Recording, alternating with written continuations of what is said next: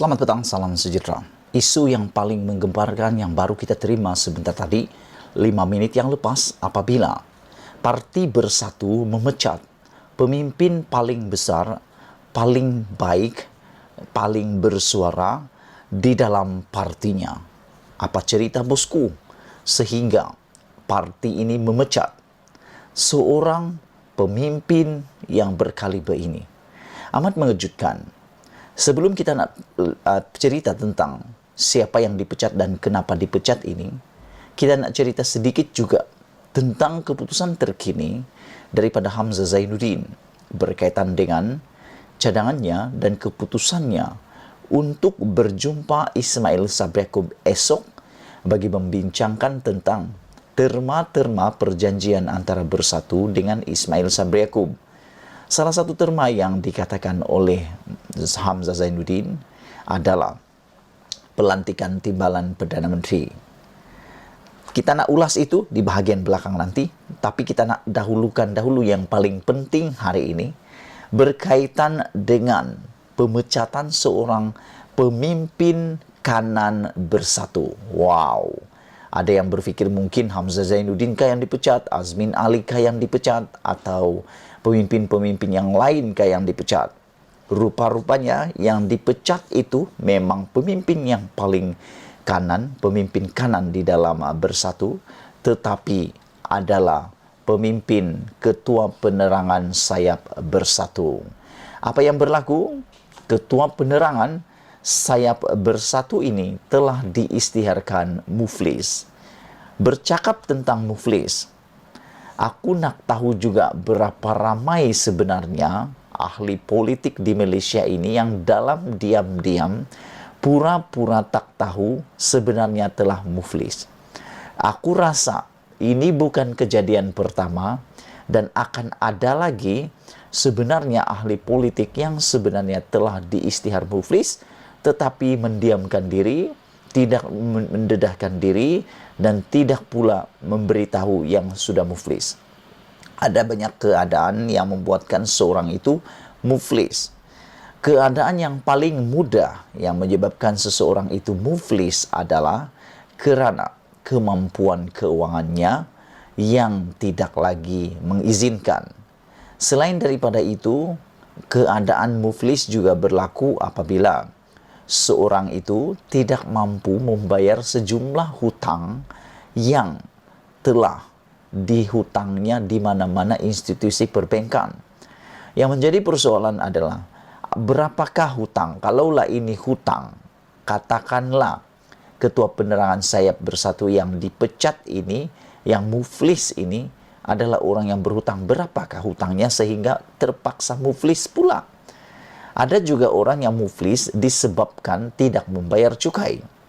Aku pun tak pasti Ketua Sayap Bersatu ini diisytiharkan muflis kerana tak bayar cukai ke? Kalau tak bayar cukai, kenapa tak bayar?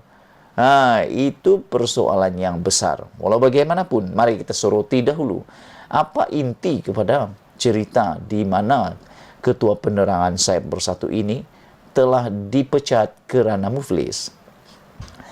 Ketua Penerangan Sayap Bersatu, yaitu Sayap Bersekutu Bersatu, yaitu kebangsaan, yaitu S. Gobi Krishnan, hari ini dipecat daripada jawatannya selepas diisytiharkan muflis oleh Jabatan Insolvensi Malaysia.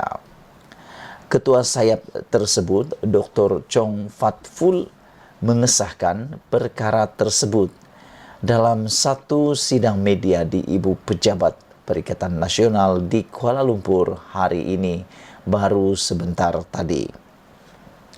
Beliau mengesahkan bahawa Gobi Krishnan dipecat sebagai Ketua Penerangan Bersekutu Parti Pribumi Bersatu Malaysia dan daripada semua jawatan yang disandangnya dalam parti secara serta-merta. Keputusan pemecatan itu diambil apabila dia disahkan bankrupt oleh Jabatan Insolvensi Malaysia, kata beliau lagi. Jadi, kenapa beliau bankrupt? Kenapa Gobi Krishnan bankrupt? Apa yang dia buat sampai dia bankrupt? Adakah beliau mempunyai satu jumlah hutang yang sangat besar sehingga tidak mampu dibayarnya? Ataupun ada satu perkara lain, sebagai contoh tidak membayar cukai pula. Ini pun boleh menyebabkan kebankrapan kepada seseorang. Tambah Chong, pihaknya dapat mengesahkan kesahihan status Gobi Krishnan berumur 46 tahun melalui carian di Jawatan Insolvensi Malaysia hari ini. Rupa-rupanya Gobi Krishnan ini masih muda, baru umur 46 tahun, tapi sudah diisytiharkan muflis, bankrupt, dan tidak boleh lagi menyandang apa-apa jawatan di dalam parti tersebut. Hasil semakan mengatakan bahawa didapati Gobi Krishnan diisytiharkan muflis pada 7 Januari tahun lalu lagi. Wow, kan aku dah kata, ramai ahli politik ini yang mungkin muflis tapi diam-diam bersembunyi.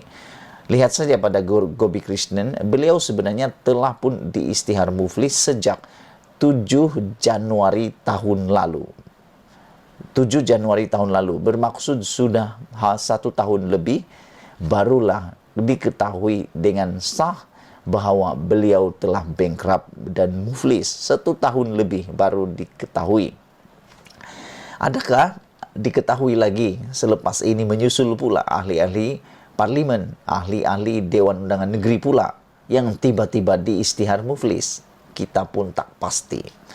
Untuk rekod, semalam Timbalan Pengerusi MIC Wilayah Persekutuan di Palakumaran menggesa Dewan Bandaraya Kuala Lumpur DBKL menjelaskan dakwaan ada individu muflis dilantik menjadi ahli Lembaga Pelesenan Eksaise Wilayah Persekutuan Kuala Lumpur. Selain itu, dia juga mendakwa individu terbabit memegang jawatan Ketua Bahagian Sayap Bersekutu Bersatu. Rupa-rupanya ini cara mereka ketahui. Jadi kalau lepas ini netizen mencari pula ahli politik yang muflis, duk-duk silap-silap akan dijumpai beberapa orang. Harap-harap kedapatanlah. Malaysia kini sudah menghubungi Gobi Krishnan untuk mendapatkan komen.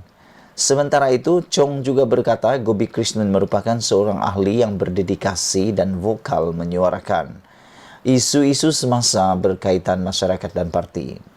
Justru kata beliau lagi, Bersatu sebenarnya sangat keberatan melepaskan Gobi Krishnan, namun keadaan semasa tidak menyebelahi individu tersebut, katanya. Sebelum kita berpisah, sila tinggalkan komen anda tentang ahli-ahli politik yang muflis. Adakah anda rasa ada ahli politik yang sebenarnya curi-curi, tapuk-tapuk, sembunyi-sembunyi, sudah muflis tapi tak nak isytihar pula muflis? Hanya selepas ada laporan dan kedapatan, barulah kedapatan. Lebih kurang gitulah Malaysia kita punya. Kita juga sama-sama cintai Malaysia. Kita jumpa lagi. Bye-bye.